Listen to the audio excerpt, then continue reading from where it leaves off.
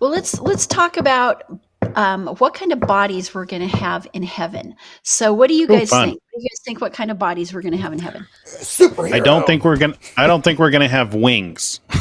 Everybody thinks angels have wings, but when you study the scripture, angels typically are human like, with the exception of cherubim and seraphim. Cherubim and seraphim have wings, but by and large, when angels are referred to, they look human, unless they're really scary. So who knows?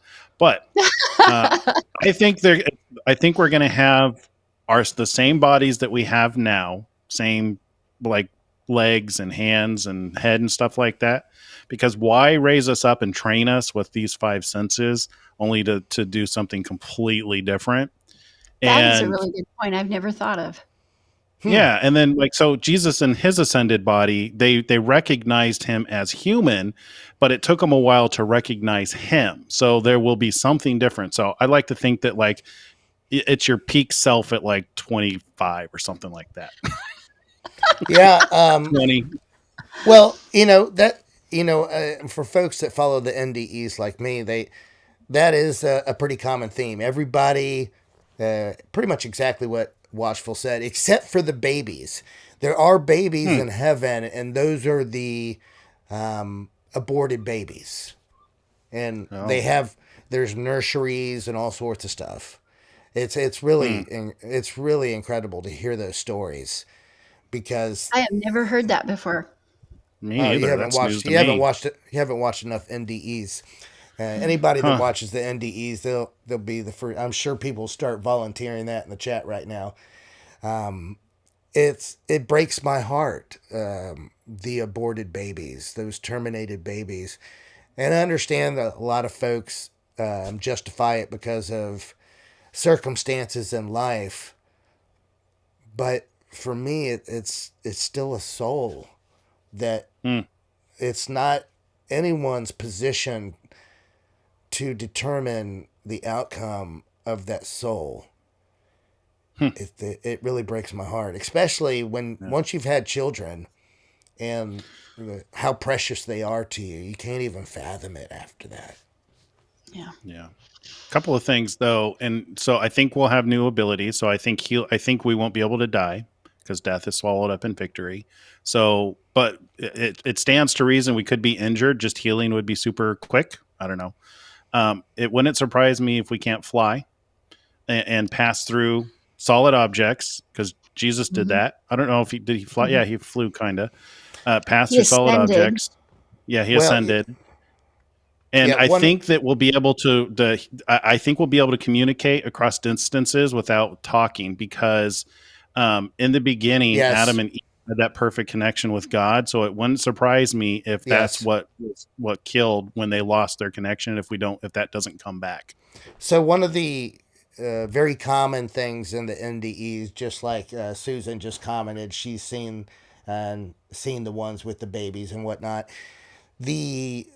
All the communication's telepathic. There's none of the verbal talking. So let's just say you see a friend a half a mile away on the hill.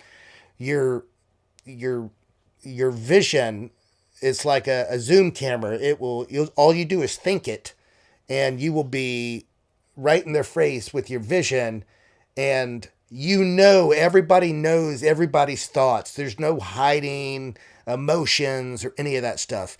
You can simply just look, and the thoughts are translated. I disagree with that one.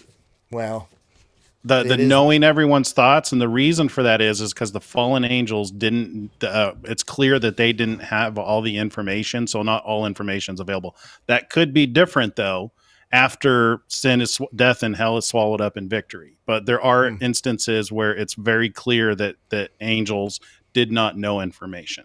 So I'm just going to say that. Maybe God blocked that stuff from them. Definitely did, because it says that he had not revealed to them the fullness of his plan, which is why they ended up, doing what they did. Yeah, but and the angels long to know why we, who have never seen, can believe. Yeah. That blows their mind. We've never seen, but we believe? Whoa, they would love Yeah, to know that's a how. common theme in the NDEs with folks that Hmm. actually have that interact with the angels, that they're so impressed with the human race that they devote such faith to something that cannot be proven. Yeah. Hmm. It's really fascinating. Um, and one other characteristic that you hear a lot about is their ability to like run super fast at like the speed of light, like Hmm. quick Sure. moving. Yeah. It's really neat. Well, here we go. So in the beginning, that's time. God created Hmm. the heavens, space, and the earth, matter. Okay, so that's a continuum. You need all three of them at the same time, right? Right. So if you don't need time anymore, which we don't, then we don't need space anymore. And if we're not matter anymore, then all things are possible. We're not hindered by time because as, okay, how do I put this? Well, anyway, so it wouldn't take any time at all to go from one place to another. It would just be a thought. It would just be, a movement, and you would be there Yeah. because Yeah. there is no space anymore. There is no continuum of time, space, and matter, which blows our minds. We can't even imagine it. But you're right though. Hmm. That's very common in a lot of these ones that you except when you're in the hot place. Apparently you're stuck. Yeah, not But not I, going to the hot place anytime I, soon. I, I understand. I understand what you're saying. I like to filter things through what we're familiar with now, because I think that God put us here so that we could understand framework, and that's so that we could understand, how Yes, people come into being. A husband and a yeah, wife produce a child. They become one flesh when you get the seed and the egg, producing a unique pattern. So, like, to Christopher's point about reading minds and communicating, we know that's possible because of we do it. We do wireless communication. So we know God works with organic technology. There's no reason that whatever body we have doesn't have some organic capability to do the same thing that phones do. So maybe it's not like everybody knows the thoughts, but maybe it's just like, hey, Christopher. Hey, yeah, Christopher, what's up? And then, you respond. yeah. No, no, and that's kind of thinking, the way. thinking you. Yeah. That's kind of the way it works. So you're not like clouded with just a trillion Yeah. things all at one time. It's what you focus on, and the information is just like instantly downloaded and shared. Yeah. But think about it, I could guys. How many absolutely times? see how that's possible. Think about how many times you've thought about someone and they freaking call you. Oh hmm yeah, that I happens a mean, lot. yeah. Just think about. There's all sorts of those little tiny details like that, especially deja vu. There's we get hints of that stuff all the time. And then you have some of these folks that take advantage of, you know, their, because if you want to serve the dark side on this earth while you're here, he will provide you with some gifts that in the long run will bite you in the butt, and I'm sure you got, Yeah. but you know what I'm saying, like Oh yeah. there's the magic and all that stuff, but Yep. that stuff fascinates me. So, Huh. the really cool thing is that many rabbis believe that Adam and Eve were made in the image of God, and they went from being clothed in light to being clothed in skin. Interesting. Upon Because don't sinning, they they in the Book of Revelation aren't they giving robes of white? of white, yes, but I'm talking Hmm. about clothed in light. Well, I'm just wondering why light is white. Oh, could be.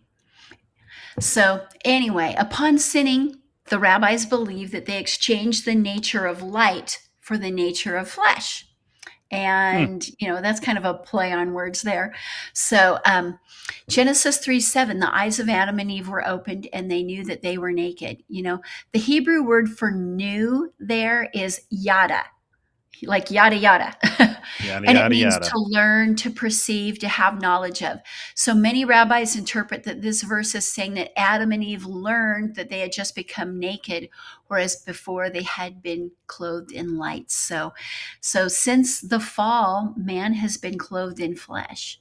So Interesting. yeah. So by the sin of the first Adam, we are naturally born as children of the flesh now.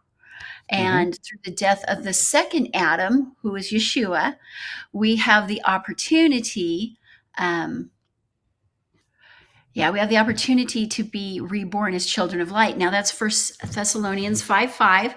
You are all sons of light, sons of the day. We are not of the night nor of darkness. And then 1 John 1:7. But if we walk in the light as he is in the light, we have fellowship with one another. The blood of Jesus Christ, his son, cleanses us from all sin. Well, and then, Revelation 12. Remember the virgin woman in the heavens, which is Israel, the bride of Christ in the spiritual, is clothed in the sun. She's clothed in light, isn't she? Yeah, she is.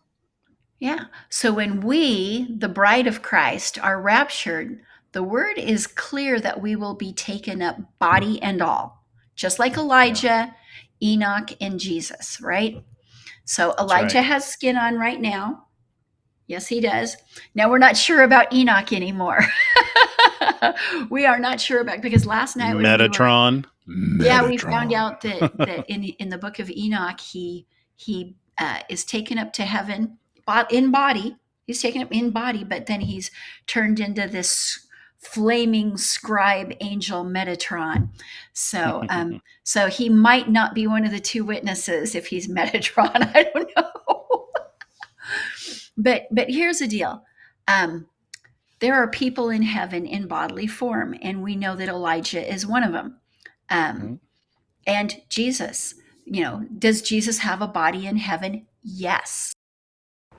Thank you for watching this segment from our live show.